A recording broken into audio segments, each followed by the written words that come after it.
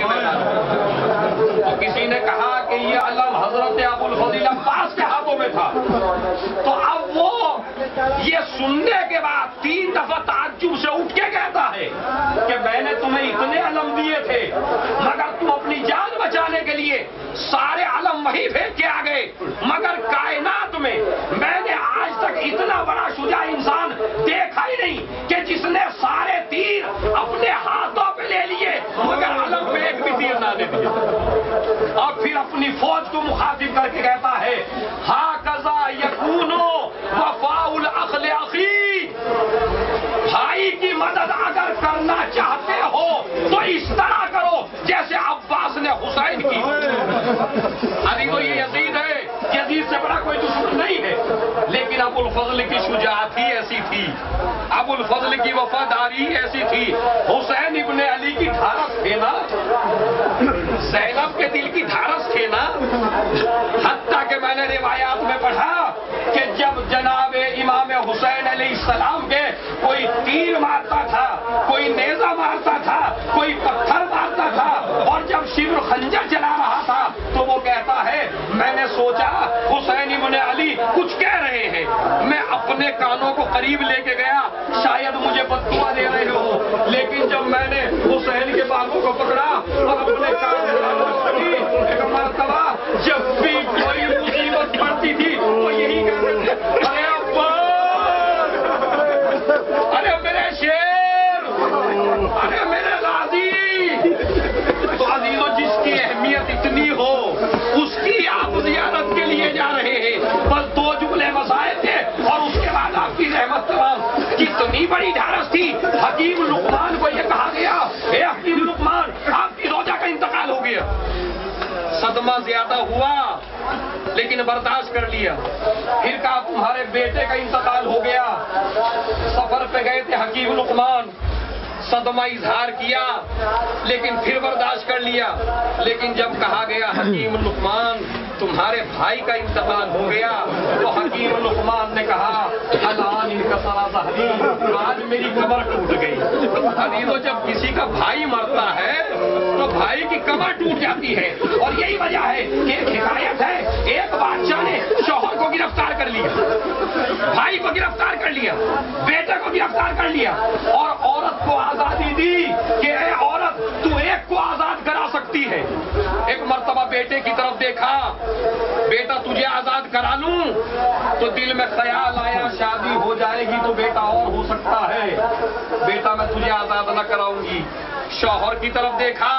کہا شادی دوسری ہو جائے گی تو مجھے شوہر بھی دوسرا مل جائے گا، لیکن بادشاہ سے کہا اے بادشاہ نہ مجھے شوہر کی سفارش کرنی ہے نہ مجھے بیٹے کی سفارش کرنی ہے، لیکن تو میرے بھائی کو چھوڑ دے، اس لیے کہ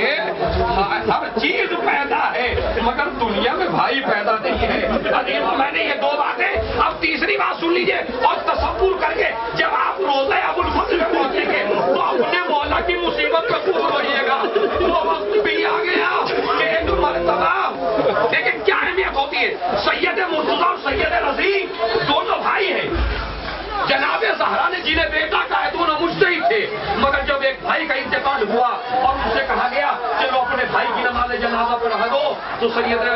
رضی کہتے ہیں کہ میں نے کہا میرے اندر اتنی طاقت نہیں ہے کہ میں اپنے بھائی کی نماز جنازہ پڑھاؤں، اس لیے کہ میری کمر ٹوٹ گئی ہے۔ اگر ایک بھائی کا ایک بھائی چلا جائے اس کی کمر ٹوٹ جاتی ہے۔ آج میری سمجھ میں آیا کہ جب حسین ابن علی نے عباس کو رخصت کیا تو ایک جملہ کہا عباس اگر تم چلے گئے میری کمر ٹوٹ گئے۔ عزیزو 2 جملے مسائب کے اور اس کے بعد اب زیارت کے لیے جانا ہے۔ ابو الفضل اجازت کے لیے آئے، ایک جملہ کا مولا مجھے مرنے کی اجازت دے دیجئے، جیسے ہی مرنے کی اجازت طلب کی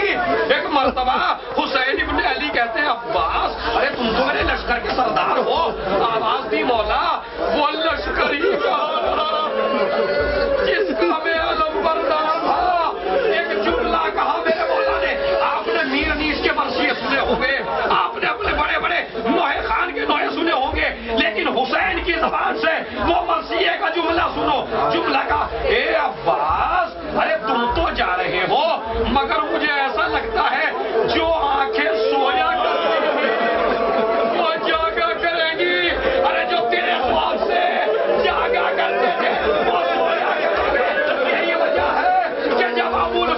زینب سے اجازت لینے کے لیے آئے تو شہزادی نے یہی جملہ کہا اور جملہ نہیں کہا، بیویوں کو خیمے میں بلایا اور بلا کے کہا اے عباس میرا بابا مجھے بتایا کرتا تھا زینب کوفے کے بازار میں شام کے بازار میں تو میری نہ ہوگی، میں جملہ کہا کرتی تھی بابا جس کے ابا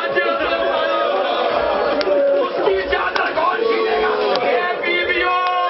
آج سے میں تمہارے پردے کی ضابط نہیں ہوں، میرا ابا جا رہا ہے، ابا جا رہے ہیں جنگ کی، مجھے پورا واقعہ نہیں پڑھنا ہے، ادھر علی اکبر ہے، آواز دی حسین نے اے بیٹا مجھے بتاتے رہنا میرا عباس کہاں تک گیا ہے، نہر سے واپس آئے علم نظر آ رہا ہے، علی اکبر بابا کے پاس ہے، آواز دی بیٹا بتاؤ علم کہاں تک پہنچا، خیموں کی طرف آ رہا ہے، بیٹا آپ بتاؤ کیا بابا علم کو ایک جھٹکا لگا،